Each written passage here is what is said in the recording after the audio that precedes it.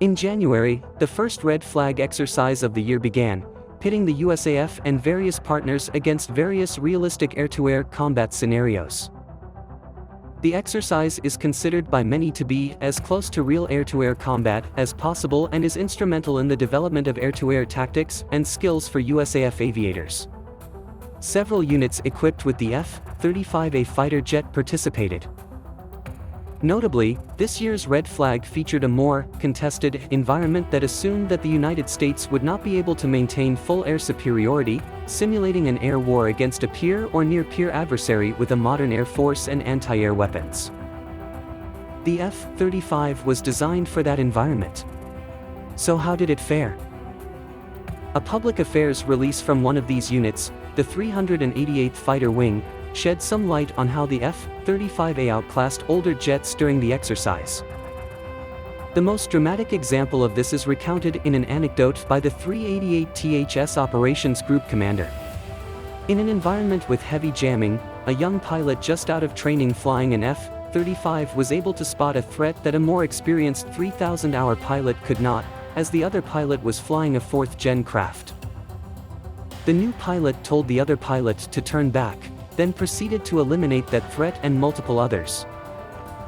While the exact nature of what happened is unclear due to operational security, is it possible that the F-35A's EOTS or DAS targeting system visually spotted an enemy threat that went undetected by jammed radars? Indeed, the F-35's ability to act as the eyes of a formation was emphasized in the press release, given that the radar and optical sensors of the F-35 are some of the best of any aircraft flying today. F-35s also possess greater networking and data link capabilities, which allow them to manage other sensor inputs and have a better battlefield picture than legacy aircraft. They can then pass on this picture to other aircraft. But what could this mean for the other new aircraft that the Air Force is purchasing, like the F-15X? The good performance of the F-35A at red flag probably means very little for the F-15X and similar programs. While the F-35A has arguably proved its worth as a valuable air combat aircraft, the F-15X fulfills a different role in the U.S. Air Force than the F-35. If anything, the usefulness of the F-35A's EOTS system proves that the F-15X upgrade is worth pursuing, as a similar system in the Legion pod will be fitted to the F-15X. The F-15X will also be able to carry far more missiles than the F-35, sporting up to 22 air-to-air missiles in some loadouts.